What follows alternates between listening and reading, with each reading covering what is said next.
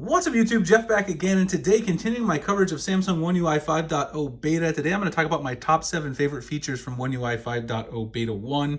I've got a nice keep document ready to go. I'm going to tell you guys all about it. We're going to get into those features in just a second, but before I do, I want to mention that my friends over at AliExpress are starting their back to school sale. The AliExpress back to school sale discounts up to 70%. It's running from August 22nd to August 26th at 11:59 Pacific Daylight Time.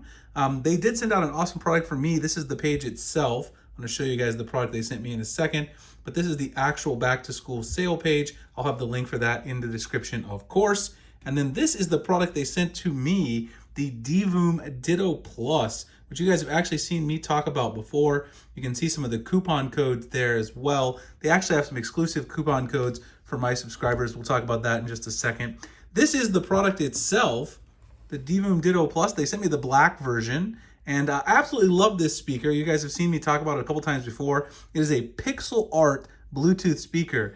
You can change different modes. You can, of course, play music with it. I've got it paired up to my S22 Ultra. Let me just play a little bit of music from Spotify here. You guys can hear it. And you can switch between the modes. You can get like icons, different types of pixel art, visualizers.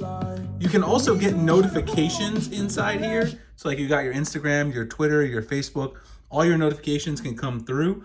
This is the actual Divoom app itself. So you can see you can choose all these pre-made sort of pixel art themes. Again, you can get notifications.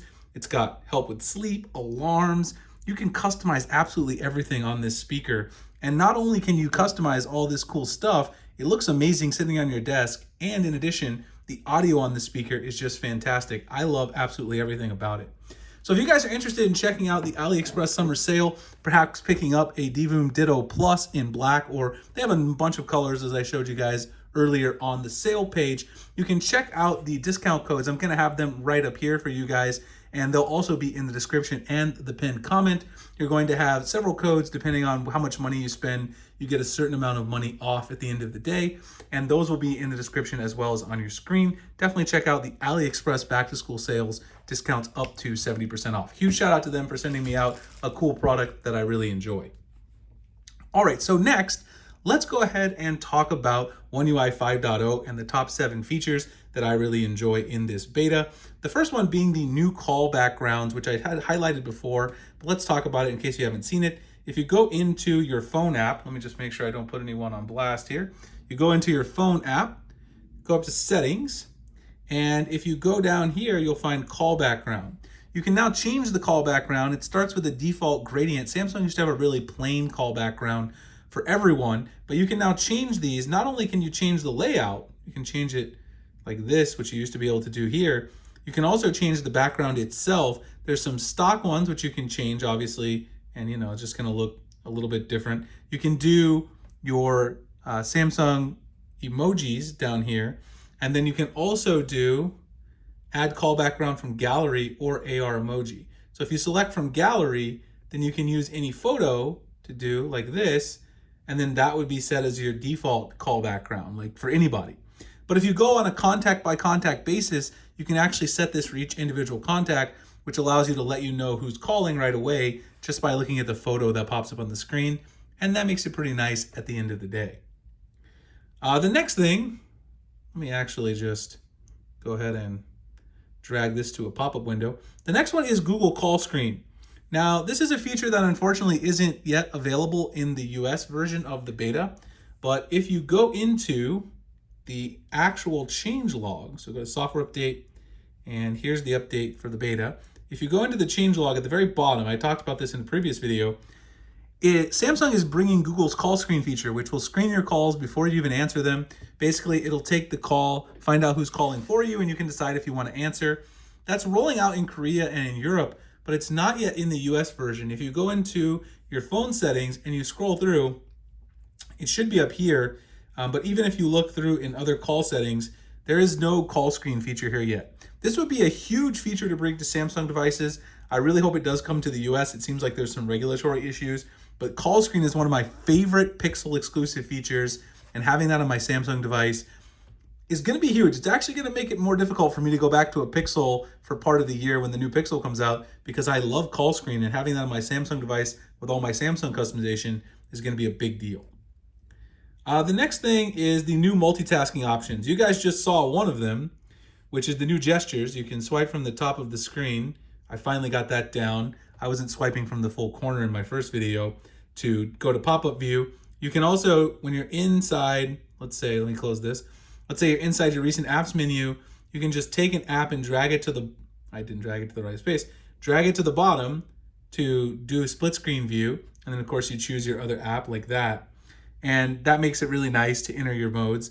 And then the other thing you can do is when you're actually in split screen view, so let's go here, let's take that one, and then let's do Spotify maybe. When you go up here, you can now favorite this, and you can choose to add it either to the home screen or the app's edge panel. So having that favorite button is a little nice new feature. Choose where you want to put the app pair. I like adding it to the app's edge panel personally, because then I can store all of my app pairs over here on the app's edge panel. You can see I've got a whole bunch of them and easily access them for multitasking. So Samsung has made some improvements with multitasking, the new gestures, the new favorites for app pairs. I think it makes it really intuitive to access all your favorite multitasking features in One UI 5.0. All right, the next one is the new color palette options and deeper integration. So if you long press on the home screen, go to wallpaper and style, go to color palette, you'll notice there's a new color palette UI. There's also more options down here in general. Depending on the wallpaper you have, you can see up to 16 options. My wallpaper isn't quite dynamic enough to get all 16, but I have 12 options, which is still more than you would usually get before. You can also switch to basic colors, where you can get a single color monochrome throughout the UI, or also get app color pairs, which will then of course allow you to have just 2 colors throughout the UI. The other thing is the colors now run much deeper throughout the UI. If you go into your settings, you're now going to see the colors kind of appear everywhere and in all the apps. Samsung's just integrated them really deeply into their first party apps, and now also provided additional color options for you to theme with your wallpaper. That was a big feature from Android 12, and now it's being expanded and improved in Android 13. The next thing is the intelligent Wi-Fi and Wi-Fi developer options. So I talked about this in a previous video. It's a dedicated video I did on this. If you go into the Wi-Fi options, you go into Wi-Fi settings, you go up here, you go see intelligent Wi-Fi now. And intelligent Wi-Fi has all these options to improve your Wi-Fi experience. And then if you tap on intelligent Wi-Fi a bunch of times, you'll see now that you have these Wi-Fi developer options. So if you go into intelligent Wi-Fi now, right below the version number, you now have Wi-Fi developer options, which basically gives you an opportunity to give you, information about how good your internet is nearby, the internet strength, where you can go to get better internet. So where's a hotspot or a dead zone.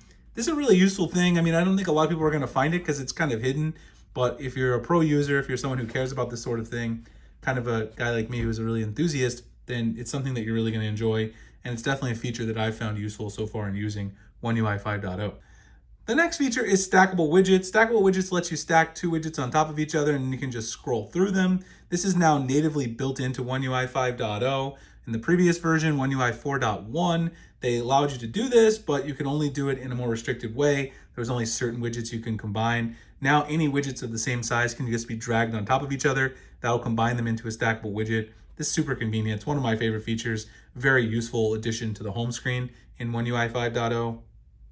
And then the last one is extracting text directly from images to visit websites, etc. I also did a video on this, which is if you have an image, you can easily extract text directly from that image. So let's say that we have this one here that I have from USPS earlier, and I want to extract some text from this image. All I got to do is long press on the image in gallery, and it'll let me copy and paste the text directly from there.